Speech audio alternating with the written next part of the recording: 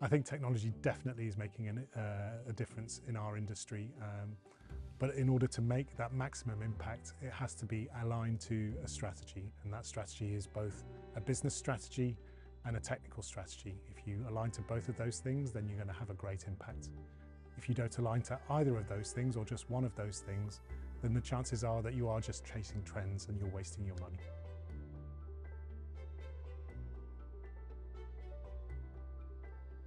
We have a shorthand for how we think about those types of things, which is 3 words that begin with F. So you can divide all technology investments into fear, fact, and faith. So a fear investment is something like cybersecurity or an upgrade to Windows 11. You kind of have to do it because you're worried about what's going to happen if you don't do it. And nobody really questions the ROI for that.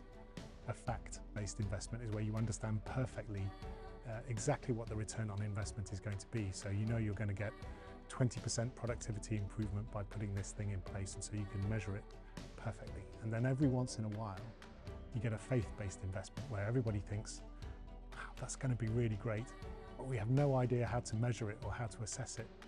And you have to do some of those. The magic is about getting the right combination of all of those. You can't have 90% of your investments based in faith, because that way you'll go very, very badly wrong.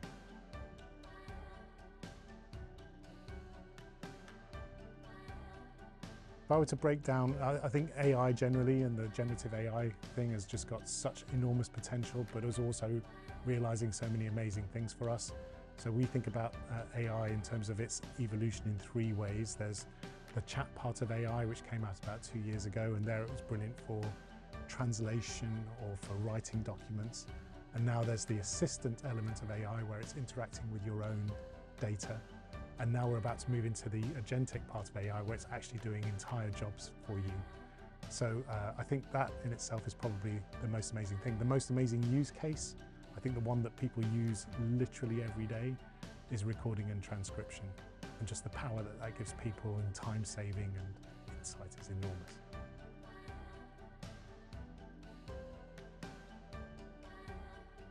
I think fundamentally, whatever you do, it always, always, always boils down to the quality of the data.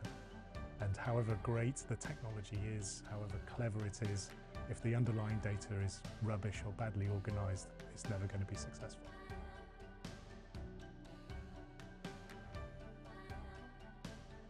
I think in our industry, I summarize it in 2 words. You need to be disciplined, but you need to be innovative. So what does that mean? It means I think you have to be willing to take risks. You have to do that against the strategy, as we said, and you have to be ready to walk away when things aren't working, and that means kind of cutting, spending on things or whatever it is. So disciplined innovation, and I think if you have that, you'll probably find that you win more than you lose.